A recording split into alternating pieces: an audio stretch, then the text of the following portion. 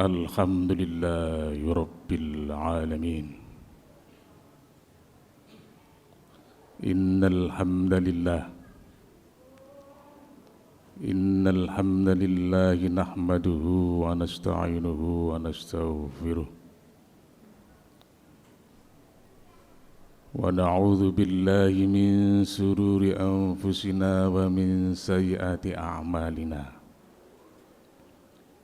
من يهد الله فلا مضل له ومن يضلل فلا هادي له. أشهد أن لا إله إلا الله وحده لا شريك له وأشهد أن محمدا عبده ورسوله لا نبي بعده. اللهم فصل وسلم وبارك على سيدنا محمد وعلى آله وصحبه أجمعين. أما بعد فيا أيها الحاضرون إخواني رحمكم الله، اتقوا الله حق تقاته ولا تموتن إلا وأنتم مسلمون. قال الله تعالى في القرآن الكريم: أعوذ بالله من الشيطان الرجيم، بسم الله الرحمن الرحيم. إن الذين قالوا ربنا الله ثم استقاموا تتنزل عليهم الملائكة ألا تخافوا ولا تحزنوا وأبشروا بالجنة التي كنتم توعدون.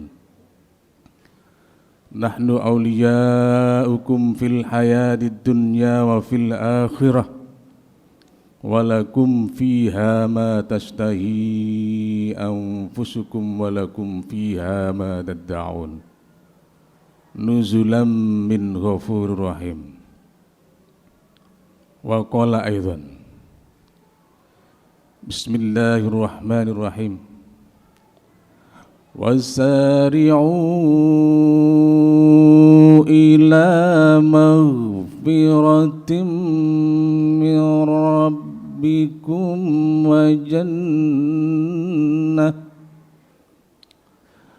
وجنة عرضها السماوات والأرض أعدت للمتقين. Sadaqallahul azim wa sadaqa rasulul karim. Wa qala an-nabiy sallallahu alaihi wasallam: man kana yu'minu billahi wal yaumil akhir falyakul khairan aw liyasmut. Para rawuh saudara bapak kaum muslimin sidang Jumat yang dicintai oleh Allah Subhanahu wa taala. Mari di hari yang barokah, di hari yang berbahagia ini, kita senantiasa selalu bersyukur kepada Allah Subhanahu wa taala. Lantaran sampai saat ini kita masih diberi kesehatan oleh Allah, diberi kesempatan oleh Allah untuk bisa menunaikan ibadah sholat Jumat di masjid yang kita cintai ini, Masjid Al-Hidayah. Mudah-mudahan kehadiran kita di masjid ini benar-benar dicatat oleh Allah termasuk ibadah kepada Allah Subhanahu wa taala. Amin amin ya rabbal alamin. Lalu kalau kita sudah termasuk hamba Allah yang bersyukur kepada Allah, mari yang kedua, kita selalu bersolawat kepada Nabi besar, Nabi kita Muhammad sallallahu alaihi wasallam. Karena nanti kehidupan kita ini, nyun sewu, yang hidup sementara di dunia ini, kita hidup sekitar 60 tahun, kita itu sebetulnya punya cita-cita yang besar para rawuh. cita-cita yang tinggi, sama-sama kita punya tujuan yang sama, yang sangat besar, yaitu tujuan kita di hidup di dunia ini adalah untuk mendapatkan surga dari Allah Subhanahu wa Ta'ala. Tidak ada yang lain. Dan tujuan untuk meraih surga Allah ini adalah tujuan yang sangat besar dan mulia. Oleh karenanya nanti kalau kita setelah ini sudah dipanggil Allah, kemudian ada di alam kubur, alam barzah menunggu sampai nanti kiamat, bangun kembali. Baru kita kemudian ada di alam akhirat.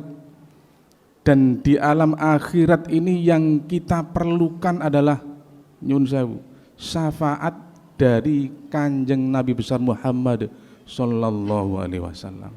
Mudah-mudahan kita nanti di sana dengan banyak bersolawat akan mendapatkan syafaat dari beliau Nabi besar Muhammad sallallahu alaihi wasallam. Lalu kalau kita sudah kondisikan diri kita termasuk hamba Allah yang bersyukur dan yang banyak bersolawat, yang ketiga adalah kita harus menciptakan diri kita sebagai orang yang bertakwa kepada Allah Subhanahu wa Ta'ala.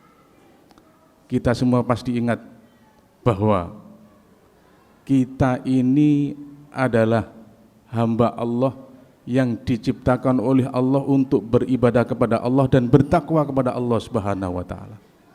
Dan kita ingat bahwa di sana nanti level tertinggi itu adalah level orang yang bertakwa kepada Allah. Tapi di sini kita mesti banyak mengevaluasi diri kita.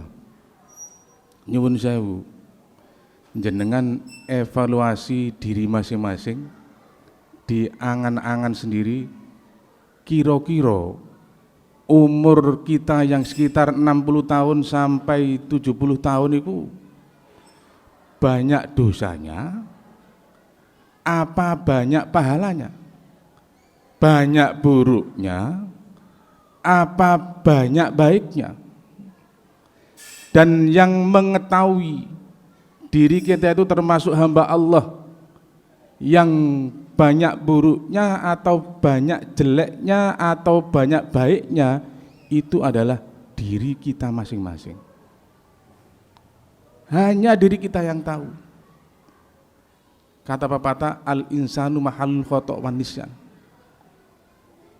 Orang itu tempatnya salah dan lupa. Berarti orang itu pasti banyak dosa. Nyuwun sewu, jenengan angen-angen piyambak awake dhewe-dhewe ku pasti dosa luwih akeh. Tapi Allah itu sudah menyiapkan kita surga yang seluas langit dan bumi. Sebagai hamba Allah yang bertakwa kepada Allah, kita itu masih harus dipertimbangkan untuk masuk ke surga level-level. Kira-kira awake dhewe iki masuk swarga pantes apa ndak? Karena kita banyak dosa. Akhirnya Allah memfirmankan dalam surat Al-Imran ayat 133. Wasari'u ila maghfiratin mir rabbikum wa jannatin 'arduhas samawati wal ard uiddat lil muttaqin. Kita itu semua pasti masuk dalam surga Allah. Dan Allah itu menyiapkan surga untuk kita itu seluas langit dan bumi. Tapi wasari'u, karena kita banyak dosa, maka Allah menyuruh pada kita semua, wasari'u ila maghfiratin mir rabbikum, bergegaslah, cepat-cepatlah untuk minta ampun kepada Allah. Karena Allah sudah menciptakan untuk kita hamba Allah yang bertakwa itu surga seluas langit dan bumi. Tapi apakah iya kita akan mendapatkan surga seluas langit dan bumi? Lanjutnya ayat adalah alladzina yunfikuna fis-sarra'i wad-dharra. Siapakah yang mendapatkan surga seluas langit dan bumi itu adalah alladzina yunfikuna fis-sarra'i wad-dharra. Yaitu yang pertama adalah orang yang yunfikun, suka berinfak, was-sarra'i wad-dharra, walaupun kondisinya banyak duit, banyak uang, wad-dharra, atau sempit, tidak punya uang. Jadi golongan pertama orang yang akan mendapatkan surga seluas langit dan bumi itu adalah orang yang suka berinfak walaupun kondisinya kondisi punya uang atau tidak punya uang. Karena Allah tidak menilai berapa banyak yang kita masukkan untuk infak, tapi niat kita walaupun banyak dan sedikit itu tetap tergolong infak kepada Allah Subhanahu wa taala. Itu golongan yang pertama.